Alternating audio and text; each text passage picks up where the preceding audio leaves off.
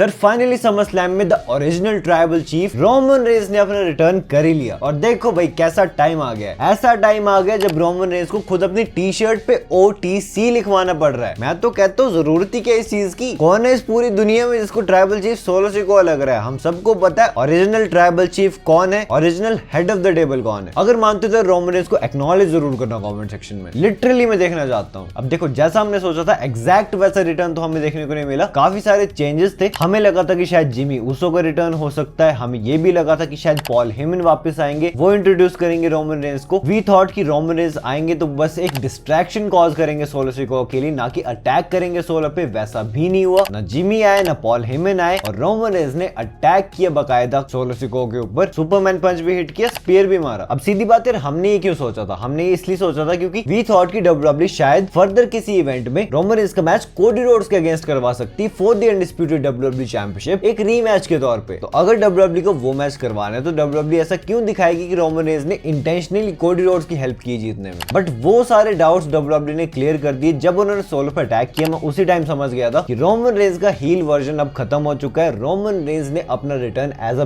बेफेस superstar ही किया, जो कि हमें कुछ सेकंड्स बाद ही क्लियर हो गई थी चीज जब रोमन रेंस ने कोडी रोड्स को देखा। इनके बीच एक छोटा सा स्टे डाउन हुआ था जिसमें कि रोमन ने आंखों ही आंखों में रिस्पेक्ट शो की थी कोडी रोड्स के लिए। ऑल्दो कोडी रोड्स काफी कंफ्यूज्ड लग रहे थे, इवन जब वो टाइटल जीत भी गए, इवन जब उन्होंने टाइटल अपनी रिटेन भी कर ली, उसके बाद भी इनका स्टे डाउन चलता रहा, जिससे कि WWE ये दिखाना चाहती थी कि यार भले इन दोनों के बीच प्रॉब्लम्स रही हैं, भले ये दोनों राइवल्स रहे हैं, भले ये दोनों एक दूसरे को बिल्कुल पसंद नहीं करते हैं, लेकिन डेफिनेटली ये दोनों एक दूसरे को रिस्पेक्ट करते हैं। और ये चीज कोडी रोड्स ने बाद में खुद भी एक्नॉलेज की थी प्रेस कॉन्फ्रेंस में कि यार रोमन नहीं होता तो मैं आज चैंपियन नहीं होता, जो कि काफी सीधी सी बात है। रोमन ने अपने साथ स्टोरी लाइन में एंगेज करके कोडी को इतना बड़ा बना दिया कि आज वो हमें चैंपियन देखने को मिल रही है WWE टीवी पे। और अब तो ऑफिशियली चीज कंफर्म हो चुकी, क्योंकि PW इनसाइडर की तरफ से रिपोर्ट सामने आई थी कि रोमन रेंस को WWE ने इंटरनली रोस्टर पे अब एक एज अ बेफेस सुपरस्टार लिस्ट कर दिया है। मतलब अब तो ठप्पा लग चुका है इस चीज पे कि रोमन रेंस अब ऑफिशियली एक बेफेस कैरेक्टर प्ले करने वाले हैं, जो कि काफी कंसर्निंग चीज लग रही है काफी सारे फैंस को कि यार रोमन रेंस एज अ बेफेस पता नहीं जमेगा नहीं जमेगा, पता नहीं उतना मजा आएगा नहीं आएगा, कहीं बुरी तरह फ्लॉप ना हो जाए, जो कि गलत कंसर्न भी नहीं है यार, ऑब्वियस कंसर्न है। रोमन रेंस ने जब लास्ट टाइम बेफेस कैरेक्टर प्ले किया WWE में, वो एक बिग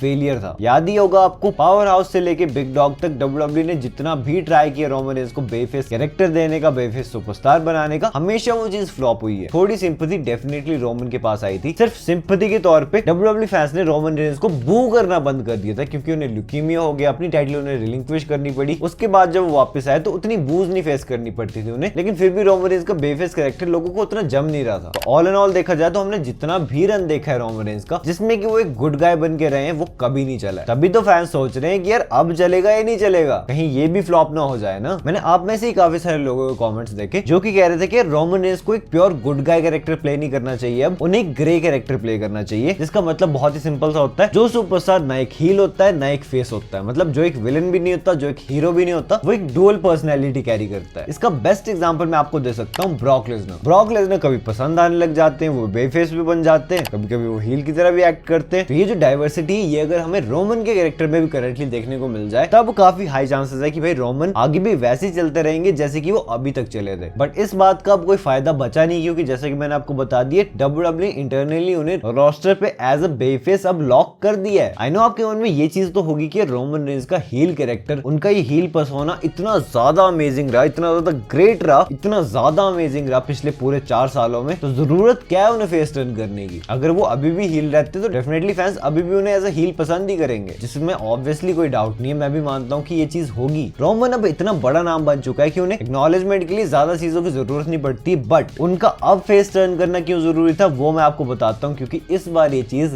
नेचुरली हुई है। लास्ट टाइम जब रोमन रेंस फेस सुपरस्टार थे ना, तब उन्हें फोर्स किया जाता था फेस सुपरस्टार बनने के लिए। WWE जबरदस्ती उन्हें WWE का नेक्स्ट जॉन सीना बनाना जा रही थी, जो कि ऑब्वियसली नहीं हो सकता। जैसा जॉन सीना कैरेक्टर प्ले करते थे, जैसे वो पोलराइजिंग फिगर थे WWE में, वो कोई और नहीं बन सकता कभी। फैंस डिमांड कर करके थक गए थे उस टाइम पे कि रोमन का हील टर्न कर दो, रोमन का हील टर्न कर दो, लेकिन विंस मैकमैन भी लाइक नहीं नहीं, ये तो हमारा गुड गाय है, ये तो हमारा देवता मानुस है, यही तो हमारी कंपनी को आगे चलाएगा, और जो हमारी कंपनी चलाएगा उसे हम इविल कैरेक्टर कैसे दे दें? वो तो अच्छा इंसान ही होना चाहिए ना। जो कि विंस मैकमैन खुद ही भूल गए कि वो कंपनी के मालिक है और वो खुद ही एक इविल पर्सन है। नहीं, ज्यादा इसमें नहीं जाऊंगा, नहीं तो डार्क हो जाएगा, बट कहने का मतलब यही कि रोमन रेंस को उस टाइम पे बहुत ही ज्यादा फोर्स किया गया था कि नहीं भाई, फैंस को जो चाहना है चाहने दो, तू एक अच्छा आदमी है, तुझे अच्छे की तरह ही एक्ट करना है WWE रिंग में, ठीक है। बट इस बार ऐसा बिल्कुल भी नहीं है, अब ये चीज नेचुरली हुई है। रोमन रेंस को एज चैंपियन एक लंबा रन देने के लिए डेफिनेटली WWE को उन्हें एक हील सुपरस्टार बनाना पड़ना था, जो कि फैंस काफी लंबे टाइम से चाहते थे। तो WWE ने ये चीज की, जो कि बहुत ही अच्छा डिसीजन था 2020 में। और अब 2024 में जब वो अपनी टाइटल हार चुके हैं फाइनली, तो फैंस के मन में रोमन के लिए रिस्पेक्ट नेचुरली आई है, जब उन्हें रियलाइज हुआ कि यार रोमन ने एक्चुअल में क्या चीज पुल ऑफ की है, जो कि आज के टाइम पे तो ऑलमोस्ट क्लोज टू इम्पॉसिबल थी। इतना कमाल का चैंपियनशिप रन देना कोई आसान बात नहीं है यार, 4 साल बहुत ही ज्यादा होते हैं। और इसी सब के लिए रोमन रेंस को उनकी टाइटल हारते रिस्पेक्ट मिलना शुरू हो गई थी, सारे उनका नाम चीयर करने लग गए थे। कितने ही रॉ स्मैकडाउन के एपिसोड्स पे हमने देख लिया जब हमें रोमन रेंस की चैंट सुनने को मिली। तो ऑब्वियस सी बात है, अब वो पुराना टाइम नहीं रह गया, अब वो टाइम आ गया जब फैंस सच में रोमन को एज ए बेफेस कैरेक्टर देखना चाहते हैं। और अब WWE फाइनली फैंस को वो चीज देगी जो कि वो उस टाइम पे फोर्स कर रहे थे। अब वो चीज उन्हें करने की जरूरत ही नहीं है, वो चीज ऑलरेडी हो चुकी है बिना कुछ किए। और वैसे भी स्टोरी लाइन वाइज देखा जाए तो सोलो सिको अगर फेकेस्ट ट्राइबल चीफ बने हुए हैं, उन्होंने अपनी न्यू ब्लड लाइन फॉर्म कर ली है, अपने अंटर से पंटर जोड़ लिए, टामा टींगा टूंगा बहुत सारे लोग। तो अब जब रोमन वापस आएंगे, जिन्हें की ऑलरेडी जब वो है भी नहीं WWE में तब भी इतनी चेयर मिल रही है, तो वो आके एज अ हील एक्ट थोड़ी करेंगे, वो तो फ्लॉप हो जाएगी चीज। डेफिनेटली उन्हें एज अ बेफेस सुपरस्टार ही आना था। और अब फैंस डेफिनेटली रोमन रेंस को पूरा सपोर्ट करेंगे वापस से ओरिजिनल ट्राइबल चीफ की पोजीशन पे बैठने के लिए, क्योंकि अब जब रोमन रेंस बेफेस कैरेक्टर है तो डेफिनेटली उन पे अत्याचार तो होंगे ही होंगे। और अगर आप सोच रहे थे ना कि यार जिमी यूसो का रिटर्न क्यों नहीं हुआ समरस्लैम में, डोरेमोन का रिटर्न क्यों नहीं हुआ समरस्लैम में, तो इसलिए नहीं हुआ क्योंकि वो एक एक करके जुड़ेंगे अब रोमन रेंस के साथ। जब रोमन रेंस को खुद से जरूरत पड़ेगी तब जुड़ेंगे वो रोमन रेंस के साथ। और जब वो सब अलाइन होंगे, वापस से हमें ओरिजिनल ब्लड लाइन फॉर्म होती हुई दिखेगी, तब जो WWE यूनिवर्स पॉप देगा ना, उस पॉप के लिए WWE ने अभी तक बाकी सबको रोमन रेंस से अभी सेपरेटेड रखा है, ताकि जब blood line versus blood line 2.0 हो तो वो सच में एक हाईली एंटिसिपेटेड मैच लगे। आई नो कि आपके मन में आ सकता है कि यार रोमन रेंस के बेफेस बनने से कुछ चीजें मिसिंग भी तो हो जाएंगी, तो डेफिनेटली होंगी यार। कोडी रोड्स के अगेंस्ट उनका मैच अब नहीं हो सकता, बट अगर कुछ चंद फेस सुपरस्टार्स के अगेंस्ट उनका मैच नहीं हो सकता तो कुछ बुरी बात नहीं, क्योंकि ऑलरेडी हम कितने फेस सुपरस्टार्स के अगेंस्ट उनका मैच देख चुके हैं। अब वो फेस है तो वो हील के अगेंस्ट मैचेस रसल कर सकते हैं। सोचो कितने सारे हील सुपरस्टार है जिनका मैच अभी तक रोमन के अगेंस्ट नहीं हुआ है। और अगर आपके मन में आ रहा है कि यार फिर द रॉक के साथ जब उनका मैच होगा क्या वो तब भी बेफेस सुपरस्टार ही रहेंगे, तो हाँ डेफिनेटली वो बेफेस सुपरस्टार ही रहेंगे। I don't think the rock को कोई भी प्रॉब्लम होने वाली है अपना करियर एज अ हील खत्म करने में, क्योंकि रॉक